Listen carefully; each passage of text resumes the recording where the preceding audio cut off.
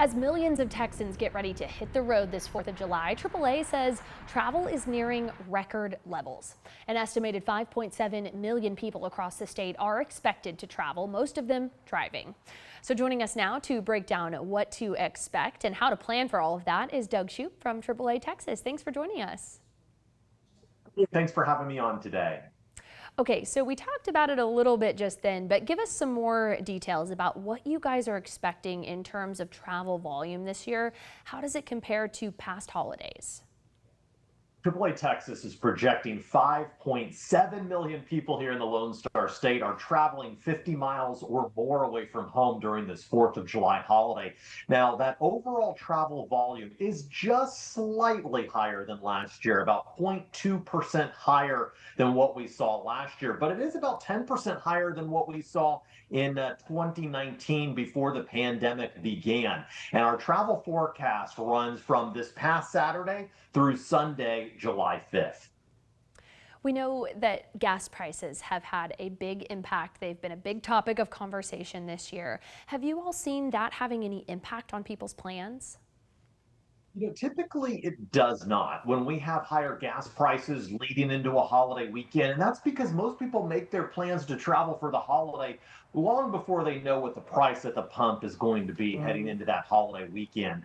The vast majority of those traveling will be going by automobile. Out of the 5.7 million Texans traveling this 4th of July, 4.9 million will be taking road trips. About 564,000 will fly somewhere, and then about 249,000 will take another mode of transportation, like a train, a bus, or even a cruise. In case you're wondering, the gas prices right now, the average for the Austin-San Marcos area is at $3.19 a gallon, and that is higher than last year. Even though the prices have been going down recently, it's still about 43 cents more per gallon than what drivers were paying on this day last year. Great context for people as they start to plan those finances for those trips and get their numbers together. Okay, I think the biggest number though that people should be asking and are waiting for us to talk about is, when is the worst time to travel? When should drivers leave to try to avoid those crowds on the roads? Yep, that's a great question. That's what everybody wants to know. We're anticipating that the traffic volumes on the freeways, on the roadways, will start picking up on Thursday, this Thursday. It will also be very busy on Friday. Our best advice from AAA Texas is to leave as early in the day as you possibly can. Wake up, have your coffee and breakfast, and hit the road. What you want to do is avoid those afternoon rush hour times when people heading home from work are mixing on the roads with the travelers who are heading in and out of town. Now, on the return, we know that Sunday, July 5th, will be pretty busy as well. So same advice there. Leave as early as you can if you're planning to come back on that Sunday after 4th of July. Or if you can, maybe even wait until Monday or Monday afternoon to avoid a lot of that peak congestion. Careful, we'll take you up on that. Extend our vacation a little longer because it's just the best time to come back. I like that. Okay, we do want to talk to you about safety. Of course, it's a big issue during holiday travel. More people on the roads, more chance for things to go wrong. So what are your top safety reminders for drivers?